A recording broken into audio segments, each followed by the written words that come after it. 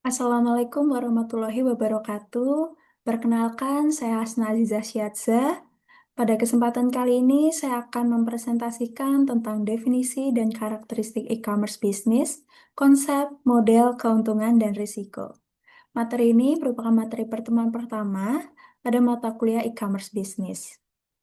Presentasi ini ditujukan untuk memenuhi tugas ujian akhir semester mata kuliah e-commerce bisnis kelas AK 402 yang diampu oleh Ibu Vika Febri Mulyati, Eskom Mkom. Selanjutnya, izinkan saya untuk menyampaikan garis besar pokok bahasan pada presentasi kali ini. Yang pertama, definisi e-commerce dan e-business. Yang kedua, perbedaan e-commerce dan e-business. Yang ketiga, e-commerce murni versus parsial. Yang keempat, model e-commerce. Yang kelima, e-commerce berbasis internet dan non-internet. Yang keenam, kegiatan e-commerce. Yang ketujuh, keuntungan dan kerugian e-commerce. Yang kedelapan, resiko e-commerce. Kesembilan, latar belakang pembelian materi. Dan yang kesepuluh, kajian jurnal relevan. Masuk ke pokok bahasan yang pertama, yaitu definisi e-commerce dan e-business. Di sini saya mengambil definisi dari Turban et al. Dalam buku Electronic Commerce 2018, A Managerial and Social Network Perspective. E-commerce adalah penggunaan internet dan jaringan lainnya untuk membeli, menjual, mengangkut, atau memperdagangkan data, barang, atau jasa. Dan untuk e-bisnis adalah istilah yang lebih luas dibandingkan e-commerce. Ia mencakup seluruh aspek aktivitas bisnis yang dilakukan secara digital, yaitu pembelian dan penjualan barang dan jasa secara online, layanan pelanggan secara daring, kolaborasi dengan mitra bisnis, penyampaian e-learning, dan transaksi internal organisasi secara elektronik, seperti penggajian, pengadaan barang, dan komunikasi antar departemen. Lanjut ke materi berikutnya, yaitu perbedaan e-commerce dan e-business. Dari aspek yang pertama, yaitu definisi. E-commerce ini merupakan proses jual beli barang, jasa, dan informasi melalui internet. Sedangkan e-business ini merupakan segala aktivitas bisnis yang dilakukan dengan bantuan teknologi digital. Dari aspek cakupan aktivitasnya, e-commerce ini terbatas pada transaksi jual beli secara online. Sedangkan e-business ini mencakup seluruh proses bisnis, produksi, pemasaran, SDM, logistik, layanan pelanggan, dan lain-lain. Untuk contoh aktivitasnya, e-commerce itu seperti transaksi pembelian barang secara online di marketplace. Kemudian untuk yang e-business itu adalah manajemen karyawan secara online, kolaborasi antar divisi via intranet, dan penggunaan ERP dan CRM. Untuk fokusnya, e-commerce ini fokus pada interaksi eksternal antara penjual dan pembeli. Sedangkan e-bisnis ini fokus pada interaksi internal dan eksternal seluruh proses bisnis. Untuk media atau platformnya, e-commerce ini dari website, toko online, marketplace, atau aplikasi belanja. Untuk e-bisnis itu sistem internal perusahaan seperti ERP, CRM, dan HRIS, extranet, e-commerce platform, email bisnis, dan lain-lain. Kemudian untuk contoh perusahaannya itu e-commerce seperti Tokopedia, Shopee, Bukalapak. Kemudian untuk e-bisnis itu perusahaan yang mengintegrasikan proses digital. Itu ada Amazon, Alibaba, Gojek, BCA, Digital, dan lain sebagainya. Untuk tujuan dari e-commerce ini untuk meningkatkan penjualan produk atau jasa secara digital. Sedangkan untuk e-bisnis itu meningkatkan efisiensi dan efektivitas seluruh proses bisnis dengan dukungan digital. Untuk relasi, e-commerce ini merupakan bagian dari e-bisnis, sedangkan e-bisnis ini melingkupi e-commerce sebagai salah satu komponennya. E-commerce murni versus parsial. E-commerce murni ini adalah sebuah bisnis bertransaksi secara online dan produk yang dijual tidak memiliki bentuk fisik. Contohnya saat kita membeli tiket secara online, kita tidak akan menerima bentuk fisik dari tiketnya, melainkan kita akan diberikan link untuk mengunduh tiket tersebut atau diberikan file PDF-nya. Kemudian untuk e-commerce parsial itu adalah sebuah bisnis yang memiliki kehadiran secara online, namun tetap memiliki produk berwujud yang diperjualbelikan. Itu contohnya seperti saat kita membeli pakaian dari Shopee. Jadi kita melalui marketplace, kemudian dikirim fisik barangnya untuk kita terima. Lanjut ke e-commerce berbasis internet dan non-internet. Untuk e-commerce berbasis internet ini, dia menggunakan web, browser, website, atau aplikasi mobile untuk menjalankan transaksinya. Kemudian transaksinya real time melalui internet publik. Jadi selama tersambung dengan internet itu dapat mengakses layanannya. Contohnya seperti Shopee, Tokopedia, dan Traveloka. Selanjutnya untuk e-commerce berbasis non-internet, kita menggunakan EDI, intranet, extranet, atau sistem tertutup. Dia tidak langsung melalui internet publik. Contohnya ATM, sistem ERP internal, SMS banking. Nah, kesimpulannya, untuk e-commerce berbasis internet ini lebih terbuka untuk umum dan digunakan oleh banyak konsumen secara langsung atau secara bersamaan. Sedangkan untuk non-internet ini lebih digunakan dalam lingkup internal perusahaan atau untuk kebutuhan yang lebih spesifik atau terbatas. Lanjut ke model e-commerce. Di sini saya mengambil 5. Yang pertama adalah B2B atau business to business. Jadi transaksi perdagangan antar perusahaan. Contohnya perusahaan membeli komponen dari pemasok melalui platform digital. Yang kedua, business to customer, B2C, itu transaksi bisnis antara perusahaan, produsen, penjual dengan customer sebagai konsumen akhir. Contohnya seperti transaksi di Shopee atau Tokopedia. Kemudian customer to customer itu transaksi bisnis antara konsumen yang satu dengan konsumen yang lain. Itu contohnya seperti jual beli barang bekas di OLX. Kemudian customer to business, C2B itu transaksi bisnis di mana konsumen itu menawarkan produk dan layanan untuk perusahaan. Contohnya seperti seorang influencer itu menawarkan exposure atau promosi seperti review produk dari suatu perusahaan, kemudian perusahaan tersebut membayarnya. Yang kelima itu e-government, itu adalah transaksi antara pemerintah dan masyarakat atau entitas bisnis. Contohnya seperti pembayaran pajak online atau lelang elektronik. Lanjut ke kegiatan dari e-commerce. Jadi ada beberapa kegiatan penting dalam operasional e-commerce sendiri. Yang pertama, transaksi dan pembayaran, di mana pelanggan ini memilih, memesan, dan membayar produk secara digital. Kemudian layanan pelanggan itu bantuan melalui chat, email, atau halaman tanya jawab. Yang ketiga, pengelolaan stok dan pengiriman, di mana mengatur ketersediaan barang dan proses pengiriman ke pelanggan. Kemudian promosi digital itu melalui media sosial, email, atau mesin pencarian. Dan konten website atau aplikasi itu menyediakan informasi produk, gambar, dan ulasan dari pelanggan. Dan yang keenam, analisis data, itu menganalisis data pelanggan untuk memahami kebutuhan dan membuat keputusan bisnis. Dan yang ketujuh, kolaborasi dan komunikasi. Ini kerjasama antar tim dan komunikasi dengan mitra logistik. Berikut adalah contoh alur dari kegiatan e-commerce itu sendiri. Yang pertama, konsumen itu mencari produknya melalui mesin pencarian atau media sosial. Setelah itu dia mengunjungi website resmi dari perusahaan atau toko tersebut dan membaca informasi produknya. Jika sudah sesuai, dia akan menambahkan produk itu ke keranjang, kemudian dibayar. Setelah itu, penjual ini menerima notifikasi dan memproses pesanan tersebut. Produk dikirim melalui jasa logistik. Setelah itu, konsumen akan menerima produk tersebut, serta akan memberi ulasan atas produk yang diterima. Lanjut ke keuntungan dan kerugian menggunakan e-commerce. Pertama, itu keuntungannya. Nah, di sini saya mengambil keuntungan bagi pelaku usaha dan bagi konsumen dan masyarakat. Untuk keuntungan bagi pelaku usaha, e-commerce ini menjangkau pasar lebih luas hingga seluruh Indonesia atau global, dengan biaya operasional yang lebih rendah, di mana proses dan promosi lebih efisien. Kemudian, tokonya bisa buka 24 jam, tidak terbatas waktu atau lokasi. Kemudian, promosi lebih mudah, dapat melalui media sosial, iklan digital, dan personalisasi. Kemudian, data pelanggan ini mudah untuk dianalisis untuk mendukung keputusan bisnis. Hubungan pelanggan menjadi lebih baik melalui layanan online, chatbot, dan email, serta stok dan pengiriman lebih terkontrol dengan dukungan teknologi logistik.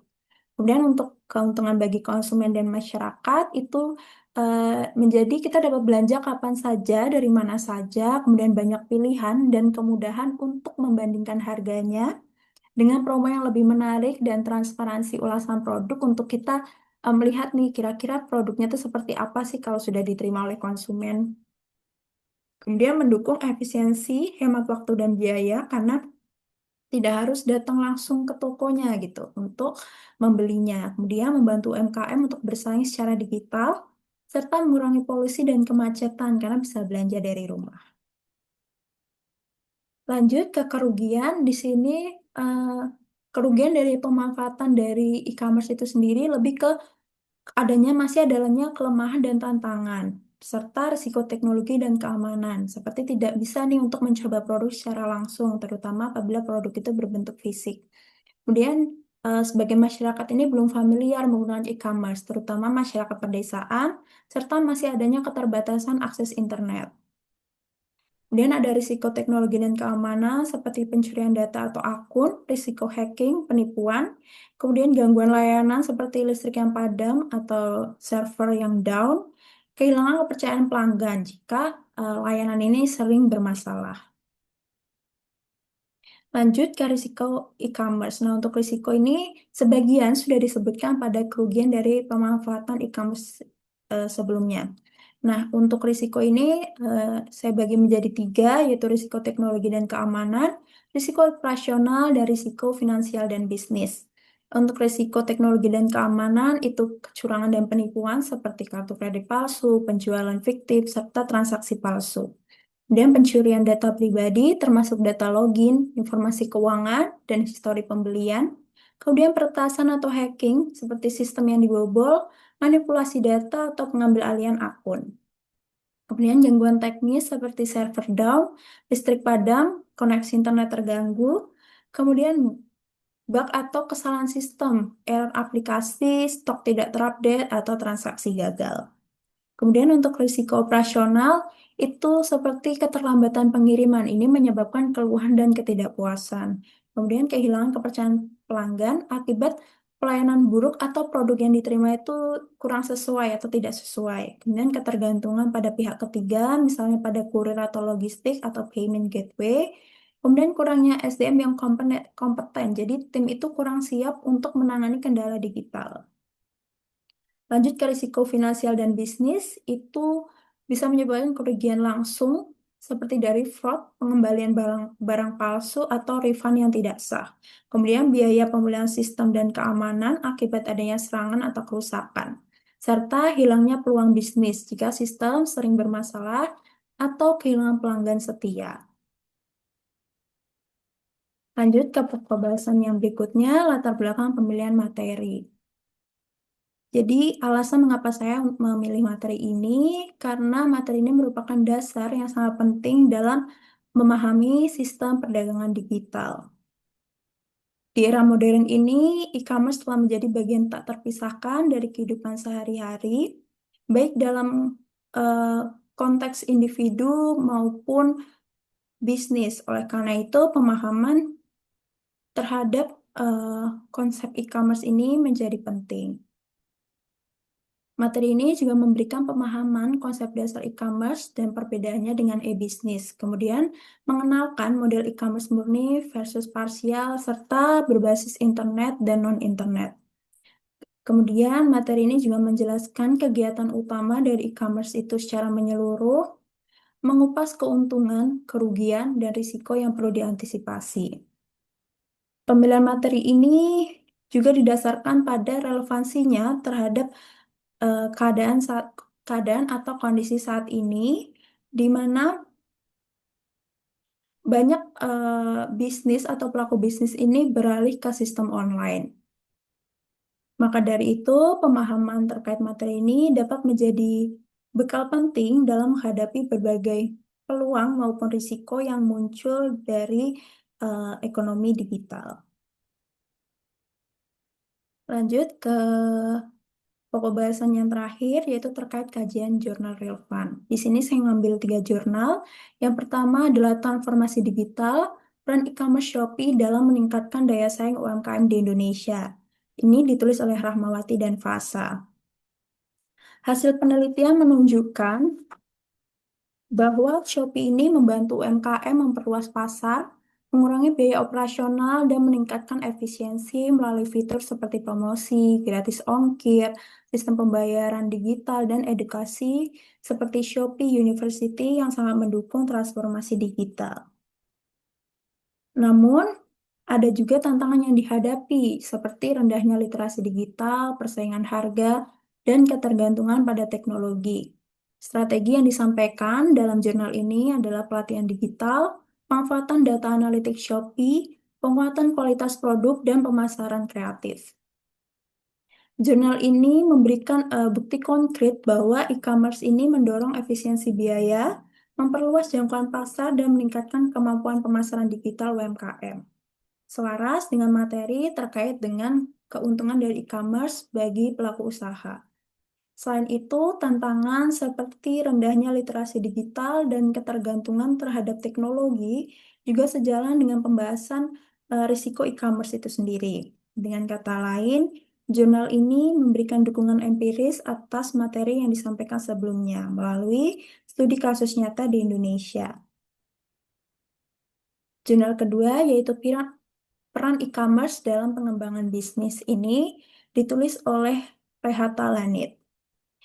Hasil penelitian dalam jurnal ini yaitu e-commerce itu mencakup aktivitas penjualan, pembelian, distribusi, promosi, dan layanan secara elektronik melalui internet. Jenis-jenis model e-commerce itu yang disampaikan dalam penelitian ini adalah B2B, B2C, C2C, C2B, G2C, M-commerce, collaborative commerce, dan intraorganisasi. Selain itu, dia juga menyampaikan bahwa standar teknologi yang mendukung e-commerce ini ada EDI, SSL, OTP, dan lain-lain yang mendukung keamanan dan efisiensi transaksi. Serta e-commerce ini disampaikan pada penelitian ini bahwa dia itu memberikan keuntungan bagi pebisnis, yaitu jangkauan pasar menjadi lebih luas, kemudian efisiensi biaya, kemudian untuk konsumen itu harga lebih murah dan praktis, serta bagi manajemen itu untuk dapat meningkatkan pendapatan dan loyalitas pelanggan. Relevansi dengan materi yang saya sampaikan sebelumnya, yaitu jurnal ini mendukung bagian materi model e-commerce, kegiatan e-commerce, dan keuntungan bisnis secara umum. Penjelasan model-model e-commerce ini juga memperkuat pembahasan mengenai keragaman bentuk e-commerce yang bisa diterapkan di berbagai sektor usaha. Dengan demikian, jurnal ini memperkuat pemahaman teoritis mengenai struktur, manfaat, dan peran strategis e-commerce dalam pertumbuhan bisnis.